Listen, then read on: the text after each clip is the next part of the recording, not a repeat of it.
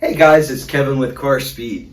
Can you feel it? Can you feel it in the air? Tomorrow's a special day. It's a day that they start letting you order or go status 1100, however you want to look at it, with your dealer if you're one of the first people on the list. Since I'm number 2, my dealer has invited me in to take a look at the all the information that I need to place my order, and so I'm very, very excited about it. Now, I know you guys have been talking a lot about the $5,000 rewards points that you can get from GM, and a lot of people were saying, oh, that's not going to dissuade flippers, and you're like, yeah, to some extent I can agree, because if you're one of the first people, you could probably flip your car for $50,000, $20,000, $30,000. $5,000 is probably not going to dissuade you, but let me tell you why. The caption on my car channel is, "Thou shalt not flip thy C8 Z06 Corvette." I've had about 50, this will be my 55th car. And these weren't real expensive cars. You know, like I had I'm not a rich guy. I don't have a car collection unless you count 3 cars as a car collection. But you know, like those cars were $5 to $10, maybe $15, $20,000. They're getting progressively more expensive. But up until about 2015, the most expensive car that I had ever bought was my RT Challenger, which was $38,000, $36,000, somewhere in that neighborhood. When they came out with the Dodge Hellcat, it was $59,000. So in 2016, I bought a nicely optioned one for 66 grand. And the reason why I did that is because I've been through all of the cool cars that didn't really drive or perform well. You know, I'm not saying that I didn't love those cars. I really did. As a matter of fact, I gave up a 1973 Dodge Challenger to buy the C8 Z06. And if any of you know about e-bodies, they're the coolest, you know. I mean, they were really, really ultimate. They were one of the most rare and desirable muscle cars out there in the mainstream world. And so I gave up that car. And the reason I did that is because now, these days, I'm looking for the driving experience. And that's why in 2016, I spent $66,000 for a nicely optioned Hellcat. At that time, it was the most performance that you could get. And I'm talking about, you know, straight line speed performance in a production car that was reasonably priced that an average person could afford.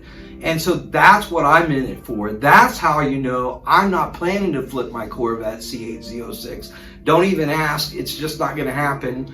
I think that the C8 Z06 is an opportunity to push the performance boundaries in a car that I can afford. And you're like, I would be dumb to flip the car. I mean, I'm not going to be able to buy another one anytime soon. I would have to buy it at some super inflated cost as well. I mean, it wouldn't be an even trade. It's the same reason why I'm not selling my house, even though my house is worth more now, because the other houses cost more now. And the Corvette C06 is such a good opportunity to explore the limits of my driving abilities on a track that I can't see any other way that I could do that. And so for me, this Corvette C06 represents new car guy experiences that I can have that I can't have in the Hellcat. I mean, you can't really go fast around a corner in the Hellcat unless you want to go around the corner sideways, right? And so I've had a couple Corvettes in the past. One of my favorite cars was a 1978 Corvette, and it was a stroked out 350. I think originally it was 375 horsepower, like an L87 or something like that. And I had stroked it and had an aluminum head, solid lift cam, nitrous, so it had over 500 horsepower. But man, when you got up to past 130 miles an hour, the whole car was shaking. You know, like it was a scary, scary thing. The back end was a little sketchy. You're basically sitting on the back wheels in that one. It did feel like kind of like being launched out of a catapult.